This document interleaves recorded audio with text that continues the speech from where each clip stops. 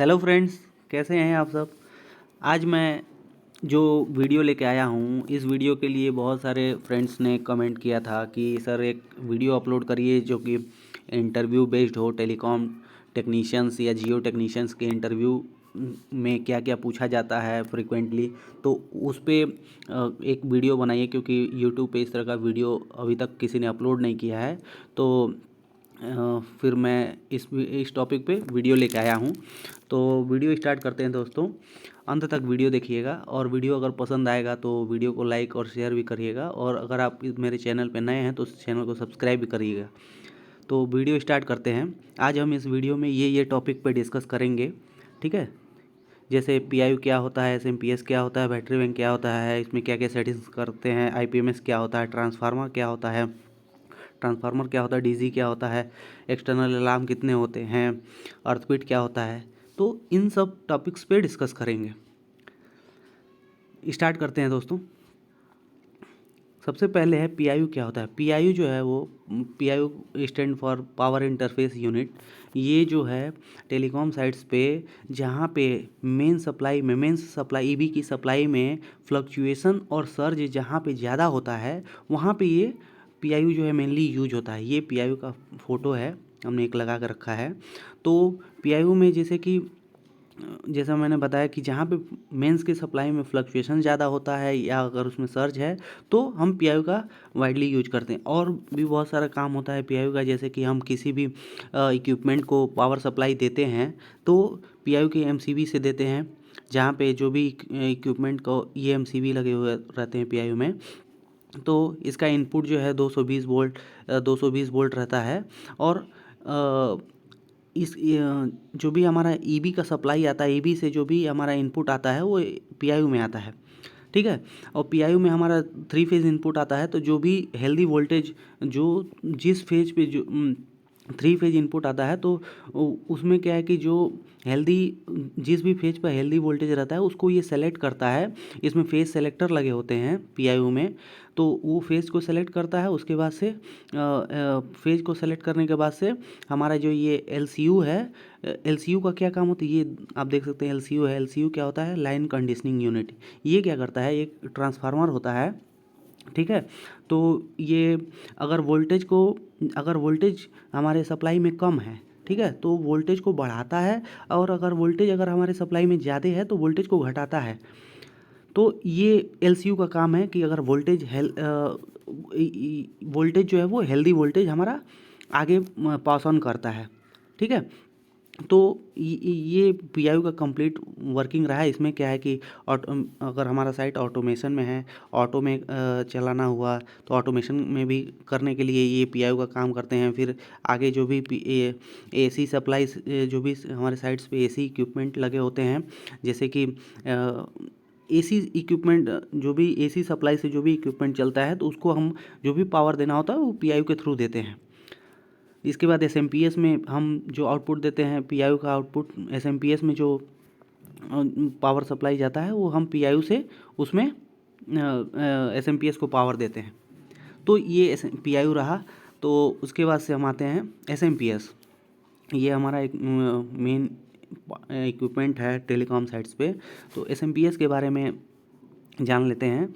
SMPS क्या होता है। एसएमपीएस जो है वो एक इलेक्ट्रॉनिक डिवाइस होता है जो एसी को डीसी में कन्वर्ट करता है, एसी सप्लाई को डीसी सप्लाई में कन्वर्ट करता है with the help of rectifier module. SMPS stand for switch mode power supply. SMPS पे बहुत सारे क्वेश्चंस बनते हैं। एसएमपीएस में क्या क्या क्वेश्चन बनता है, जैसे फ्लोट सेटिंग क्या करते हैं हम, बूस्ट सेटिंग कितना पे रखते हैं, एलवीडी की सेटिंग कितने पर रखते हैं, जैसे क्रिटिकल एलवीडी का सेटिंग हुआ, नॉन क्रिटिकल का एलवीडी का सेटिंग हुआ, लो वोल्टेज की सेटिंग कितने पे करते हैं, बैटरी चार्जिंग परसेंटेज कितना रखते हैं, जैसे कि नॉन ईबी साइट्स पे बैटरी चार्जिंग परसेंटेज कितना रखते हैं, और ईबी अगर ईबी साइट्स है तो बैटरी चार्जिंग परसेंटेज कितना रखते हैं। तो ये जैसे क्या है कि फ्लोट सेटिंग जब हम जो है फ्लोट वोल्टेज सेटिंग जो है हम एसएमपीएस में रखते हैं 54 वोल्ट, ठीक है। और बूस्ट वोल्टेज सेटिंग जो है, बूस्ट वोल्टेज हम रखते हैं 55.2, ठीक है दोस्तों। उसके बाद से एलवीडी की सेटिंग जो है एलवीडी की सेटिंग जो है हम, जैसे है हमारा क्रिटिकल, अगर हमारा है क्रिटिकल अगर एलवीडी का है तो हम 42 पे रखते हैं, और नॉन क्रिटिकल है तो हमारा जो है वो 46 वोल्टेज पे रखते हैं। एलवीडी की सेटिंग हो गया। और जैसे क्या है कि हमारा लो वोल्टेज का सेटिंग कितने पे रखते हैं, तो लो वोल्टेज की सेटिंग हम 47 पे रखते हैं। लो वोल्टेज जो है हमारा क्या होता है 47 रखते हैं लो वोल्टेज की सेटिंग।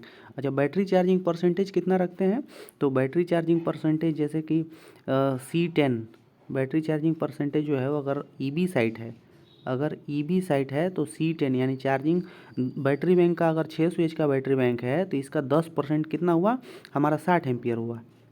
तो बैटरी चार्जिंग परसेंटेज हम रखते हैं 60 एम्पियर। अगर क्या है कि अगर हमारा 600 एच का बैटरी बैंक है तो 60 एम्पियर रखेंगे यानी C10 के हिसाब से, अगर ईबी साइट है तो। और अगर नॉन ईबी साइट है तो C15 के हिसाब से रखेंगे तो हमारा 90 एम्पियर हो गया। अगर 600 एच का बैटरी बैंक है तो बैटरी चार्जिंग परसेंटेज हमारा 90 एम्पियर हो गया। उसके बाद से एसएमपीएस में और क्या करता है, ये बैटरी बैंक को चार्ज करता है। इसमें जैसे कि कौन कौन से अलार्म जनरेट करते हैं एसएमपीएस, इस पे क्वेश्चंस आ सकते हैं, तो हम अलार्म के बारे में अगले स्लाइड पे पढ़ेंगे। तो ये एसएमपीएस रहा है, इसका काम आप लोग जान गए। इसके काम के बारे में पूछा जाता है ये क्या करता है, इसका फुल फॉर्म पूछा जाता है। अब आते हैं हमारा बैटरी बैंक। बैटरी बैंक क्या होता है, बैटरी बैंक जो है हमने इसका डेफिनेशन भी लिख रखा है। Battery bank is a combination of cell which convert chemical energy into electrical energy. It is widely use to store the electrical energy. ये जो है इलेक्ट्रिकल एनर्जी को स्टोर करने के लिए ये यूज होता है। ठीक है, तो बैटरी बैंक में भी बहुत सारे क्वेश्चन पूछे जाते हैं। जैसे कि बैटरी बैंक जो है अगर सीरीज में कनेक्ट है, सीरीज में अगर कनेक्ट है, बैटरी सीरीज में मतलब कि 2-2 वोल्ट के एक सेल 2 वोल्ट का होता है, तो हमारा जो है अगर सीरीज में कनेक्ट होगा तो सीरीज में मीन्स कि अगर सीरीज में कनेक्ट करते हैं तो हमारा बैटरी बैंक का आउटपुट कितना आएगा, और अगर हम पैरेलल कनेक्ट करते हैं तो हमारा बैटरी बैंक का आउटपुट कितना है। अगर मान लीजिए कि ये 600 एच का हमारा बैटरी बैंक है, इसको हम सीरीज में कनेक्ट करते हैं, मीन्स कि पॉजिटिव को निगेटिव से, निगेटिव को पॉजिटिव से, फिर पॉजिटिव को निगेटिव से, इस तरह से। तो ये हमारा जो है इसका आउटपुट जो आएगा, हमारा आउटपुट क्या आएगा 48 वोल्ट। ठीक है, 48 वोल्ट 600 AH। एक सेल हमारा 600 AH का है, तो हमारा जो कैपेसिटी है बैटरी बैंक का वो कैपेसिटी हमारा 600 AH ही रहेगा। लेकिन एक सेल 2 वोल्ट का है। अगर एक सेल हमारा अगर 2 वोल्ट का है तो सीरीज में कनेक्ट होके ये हमारा 48 वोल्ट बन गया, और कैपेसिटी हमारा 600 एच ही रहा। और अगर इनकेस हम इसको अगर पैरेलल में कनेक्ट करते हैं, पूछा जाता है कि पैरेलल में अगर इस बैटरी बैंक को कनेक्ट कर देंगे, पैरेलल में कनेक्ट करने का मतलब कि पॉजिटिव का पॉजिटिव से, ठीक है, पॉजिटिव टर्मिनल का पॉजिटिव टर्मिनल से कनेक्शन और निगेटिव टर्मिनल का निगेटिव टर्मिनल से कनेक्शन, इस तरह से 24 सेल अगर हमारा कनेक्ट होता है तो क्या होगा इसका आउटपुट। जब हम सीरीज पैरेलल में कनेक्ट कर देंगे तो इसका इस 600 एच के बैटरी बैंक का 24 सेल का जो हमारा आउटपुट है वो क्या हो जाएगा, 600 एच के बैटरी बैंक का हमारा जो आउटपुट हो जाएगा वो 14,400 AH। ठीक है, 14,400 AH का ये हमारा बैटरी बैंक हो जाएगा। और वोल्टेज कितना रहेगा, तो 2 वोल्ट रहेगा। अगर हम इसको पैरेलल में कनेक्ट करते हैं तो 14,400 AH का ये बैटरी बैंक बन जाएगा, और वोल्टेज कितना रहेगा 2 वोल्ट। मीन्स कि इसका आउटपुट हो जाएगा 2 वोल्ट, और आउटपुट इसका निकलेगा 2 वोल्ट का, और कितने AH का हो जाएगा, कितने कैपेसिटी का बैटरी बैंक हो जाएगा, तो ये 14,400 AH का बैटरी बैंक। और अगर ये सीरीज में कनेक्ट रहता है तो सीरीज में कनेक्ट होने मतलब कि 2-2 वोल्ट 24 सेल मिलके 48 वोल्ट हो जाते हैं। और बैटरी बैंक का कैपेसिटी कितना रहता है, कैपेसिटी सेम ही रहता है, तो 600 एच का ही रह जाता है। ठीक है, तो ये बैटरी बैंक पे मेनली ये क्वेश्चंस आते हैं। उसके बाद अगला है आईपीएमएस। आईपीएमएस क्या होता है, आईपीएमएस जो होता है वो एसएमपीएस और बीआईयू का कॉम्बिनेशन होता है। IPMS stand for integrated power management system. ये जो है इसका फुल फॉर्म पूछा जाता है IPMS integrated power management system and it's a combination of PIU and SMPS। ये क्या होता है, PIU और SMPS का कॉम्बिनेशन होता है। जैसे क्या है कि ये आप देख सकते हैं कि ये हमारा SMPS वाला पार्ट है और ये हमारा PIU का पार्ट है। समझ गए दोस्तों, ये एक एडवांस वर्जन होता है PIU और SMPS का। तो ऊपर वाला पोर्शन हमारा PIU का SMPS का रहता है और नीचे वाला हमारा PIU का रहता है।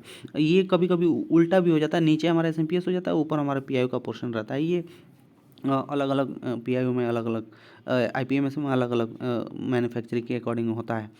अब ये हमारा IPMS का काम क्या होता है, जैसे कि ऑटो मीन्स फेल्योर मीन्स के ऑटोमेशन के लिए भी होता है, ठीक है। उसके बाद फेज सिलेक्शन का भी काम करता है जो कि PIU में PIU करता था।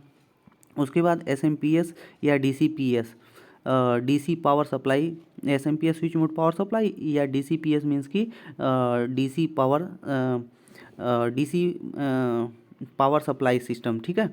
उसके बाद बैटरी मैनेजमेंट सिस्टम, बैटरी को भी चार्ज करता है हमारा IPMS। उसके बाद स्टैटिक वोल्टेज रेगुलेटर SVR भी लगा होता है, जो कि हमारा SVR कार्ड जिसको बोलते हैं, जो कि हमारा वोल्टेज को रेगुलेट करता है। फिर साइट मॉनिटरिंग का भी काम करता है, जैसे कि हमारा जो है हमारा साइट मतलब ऑटो में हमारा चालू हो जाए, चालू हो बंद हो, या हमारे साइट पे कितना वोल्टेज चल रहा है, सारी चीज़ें ये मॉनिटरिंग के लिए भी इसमें एक सिम कार्ड लग जाता है। सिम कार्ड लग जाता है तो जिससे रिमोटली आप हम अपने घर बैठे अपने मोबाइल के थ्रू या अपने लैपटॉप के थ्रू देख सकते हैं कि हमारा साइट क्या चीज़ पे चल रहा है, EV पे चल रहा है कि DG पे चल रहा है कि बैटरी पर चल रहा है, क्या चीज़ पर हमारा इक्विपमेंट चल रहा है, वोल्टेज कितना है, वो सारा चीज़ हम देख सकते हैं। उसके बाद से ये क्या होता है कि IP55 कैबिनेट के अंदर रहता है। तो ये हमारा IPMS रहा है। इस पे क्वेश्चंस IPMS पे जो भी बहुत सारे क्वेश्चंस बनते हैं, जैसे कि जो भी हमारा SMPS में जो भी सेटिंग्स करते हैं वो IPMS में भी सारी सेटिंग्स करते हैं, ठीक है दोस्तों। तो अब आते हैं हमारा ट्रांसफार्मर पे तो मैंने एक सेपरेट वीडियो भी बना रखा है। तो ट्रांसफार्मर पे अगर आप डिटेल में जानना चाहते हैं ट्रांसफार्मर का वर्किंग प्रिंसिपल, कंस्ट्रक्शन, फीचर्स, तो मेरे चैनल के प्लेलिस्ट में जाके आप ट्रांसफार्मर के वीडियो पे भी देख सकते हैं ट्रांसफार्मर का कंप्लीट डिटेल। यहाँ पे मैं एक बता देता हूँ कि ओवरव्यू बता देता हूँ ट्रांसफार्मर क्या क्या क्वेश्चंस पूछे जा सकते हैं। जैसे ट्रांसफार्मर क्या करता है। ट्रांसफार्मर एक स्टैटिक डिवाइस है जो इलेक्ट्रिकल पावर को एक लेवल से दूसरे लेवल में कन्वर्ट करता है बिना फ्रीक्वेंसी चेंज किए हुए। फ्रीक्वेंसी हमारा जो है 50 हर्ट्ज जो है इंडिया में वो सेम रहता है। पूछा जाता है कि फ्रीक्वेंसी हमारे इंडिया का कितना रहता है, तो 50 हर्ट्ज रहता है।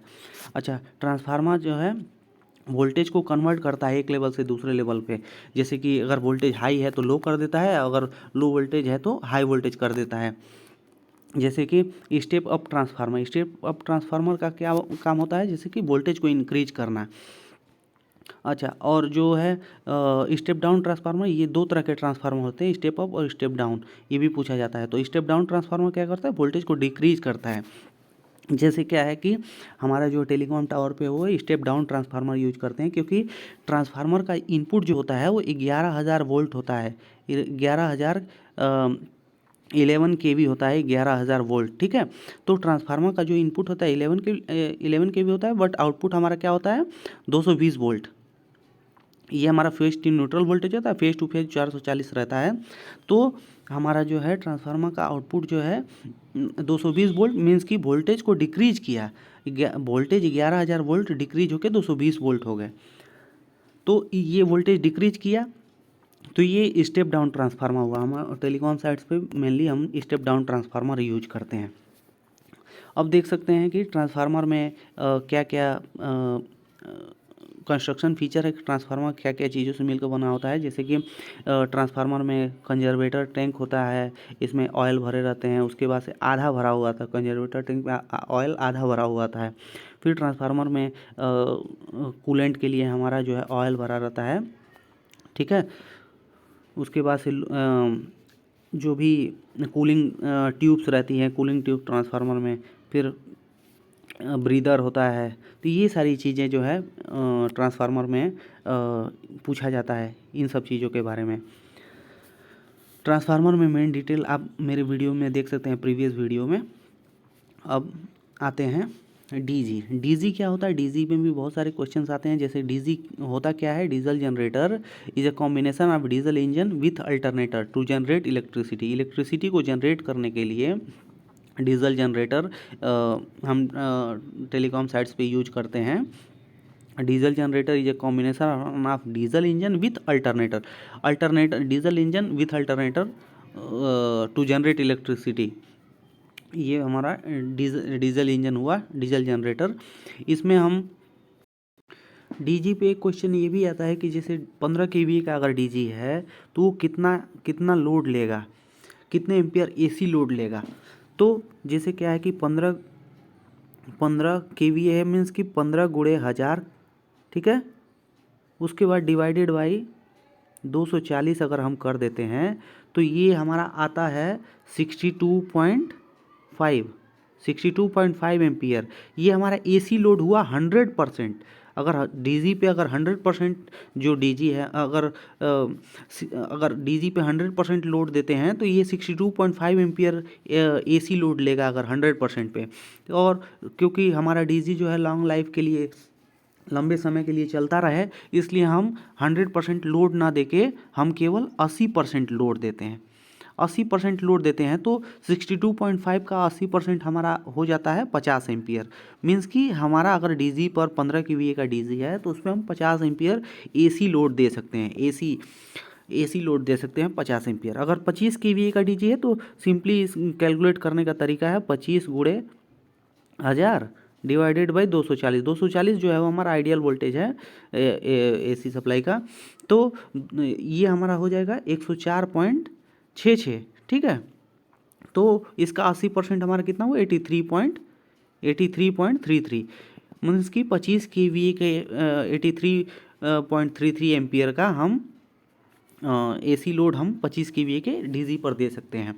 और इसमें पूछा जाता है कि एलएलओपी क्या होता है। एलएलओपी का फुल फॉर्म पूछा जाता है तो एलएलओपी का फुल फॉर्म होता है लो ल्यूब ऑयल प्रेशर, लो ल्यूब ऑयल प्रेशर। उसके बाद से स्टॉप सोलेनाइड पूछा जाता है। स्टॉप सोलेनाइड क्या होता है? ये डीजी को बंद करता है।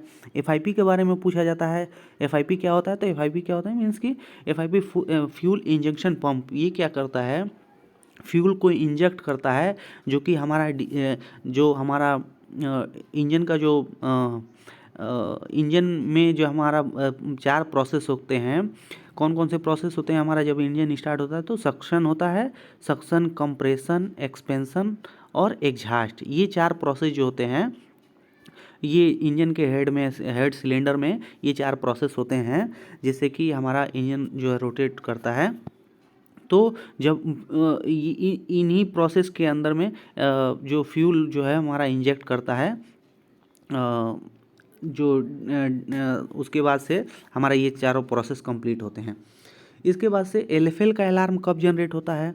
आपसे पूछा जा सकता है कि जब हमारा डीजी का टैंक, अगर मान लीजिए टैंक हमारा जो है डीजी का 250 लीटर का टैंक है, ठीक है। अगर 250 लीटर का टैंक है तो हमारा टैंक अगर फुल है तो हमारा एलएफएल का अलार्म कब जनरेट होगा? तो अगर हमारा टोटल डीजी टैंक का, अगर हमारा टैंक कैपेसिटी है 250 लीटर का टैंक कैपेसिटी, तो इसका 15% अगर डीजल बच जाता है तो हमारा एलएफएल का अलार्म जनरेट होता है, ठीक है। तो एलएफएल का अलार्म जनरेट हो जाता है कि 15% डीजल बच गया तो एलएफएल का अलार्म जनरेट होगा, तो आपको डीजल का टॉपअप करना है। इसके बाद से और इस पे और भी कई सारे क्वेश्चंस पूछे जाते हैं। तो ये मेन ये रहा कि क्या है कि हमारा जो है ये डीजी पे ये पूछा जाता है। उसके बाद से डीजी का टीयूएच के बारे में पूछा जाता है। टीयूएच मीन्स कि टीयूएच के बारे में पूछा जाता है। डीजी पे क्वेश्चन आते हैं। टीयूएच क्या होता है? टॉप ओवरऑलिंग होता है। और एमओएच क्या होता है? Major overhauling. तो इन दोनों में डिफरेंस क्या होता है? टॉप ओवरऑलिंग में क्या होता है कि सारे काम्स होते हैं, लेथ वर्क होता है, cylinder, liner, piston, crank, liner, piston, ये सारी चीज़ें चेंज होती हैं। हेड का लेथ वर्क होता है, उसके बाद से हेड का काम होता है, एफआईपी का काम होता है। तो ये सारी चीज़ें हमारा टीयूएच में आती हैं। एमओएच में बस एक चीज़ जुड़ जाता है, क्रैंक। डीजी का जो क्रैंक होता है उसका वर्क इसमें एमओएच में होता है। बाकी जितना टीओएच में जो काम होता है वही काम एमओएच में भी होता है, बस एक एडिशनल काम जो है वो क्रैंक का काम जो है वो इसमें बढ़ जाता है। Lathe work, liner piston, cylinder liner piston, ये सारी चीज़ें चेंज होती हैं। एफआईपी का काम होता है, उसके बाद से लेथ वर्क होता है। ये सारा चीज़ हमारा एमओएच में होता है। बस क्रैंक का काम जो है बढ़ जाता है इसमें एमओएच में, बाकी टीओएच में जो काम होता है वही एमओएच में भी होता है। और इसमें कौन कौन से काम होते हैं, जैसे कि हमारा लाइनर पिस्टन सिलेंडर, ये सारी चीज़ें चेंज होती हैं। उसके बाद से लाइनर पिस्टन ये सब चेंज होता है। उसके बाद सीआर बेयरिंग चेंज होता है।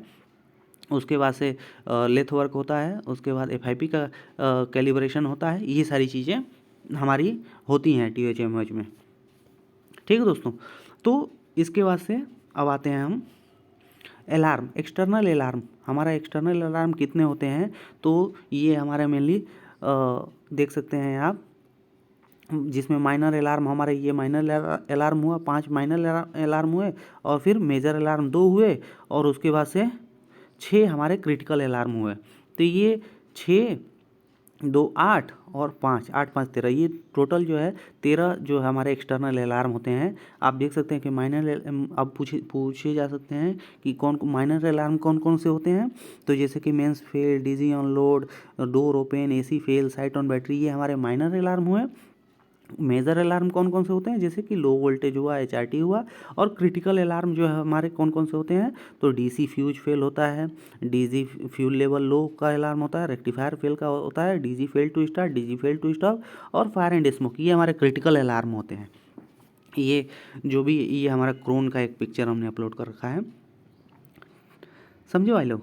तो ये एक्सटर्नल अलार्म के बारे में क्वेश्चंस ये आते हैं। इसके बाद अर्थपिट क्या होता है। अर्थपिट जो है, अर्थिंग पिट को सर्किट से अधिकतम करंट को दूर करने के लिए, ज़मीनी प्रतिरोध को कम करने के लिए डिज़ाइन किया गया है। अर्थपिट जो है, ये अर्थपिट का फोटो है। अर्थपिट में क्या करते हैं, जैसे हमारा जो है कोई भी हमारा टावर्स है, तो वहाँ पे हमारा 3 अर्थपिट होता है या 5 अर्थपिट होता है। ये जो हमारे सीरीज में कनेक्टेड रहते हैं।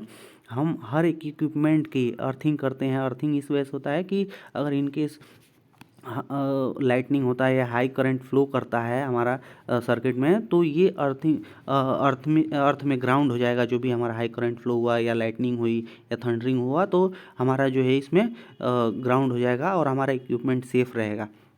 अब जैसे क्या होता है कि पूछा जाता है कि अर्थ रेजिस्टेंस कितना होता है, तो अर्थ रेजिस्टेंस जो है वो लेस देन 2 ओम, ठीक है, लेस देन 2 ओम से कम होना चाहिए, मतलब 2 ओम से, समझ गए दोस्तों। ये जो है अर्थ रेजिस्टेंस जो है हमारा 2 ओम से कम होना चाहिए। अगर 1 ओम से कम है तो हमारा और अच्छा है। ठीक है दोस्तों, तो ये पूछा जाता है कि अर्थ रेजिस्टेंस हमारा कितना होता है, तो लेस देन 2 ओम या 1 ओम से कम होता है। इसके बाद से अर्थपिट में क्या क्या, अर्थपिट को कंस्ट्रक्शन जब करते हैं तो उसमें क्या क्या करते हैं, तकरीबन एक 8-9-10 फीट का जो है हमारा एक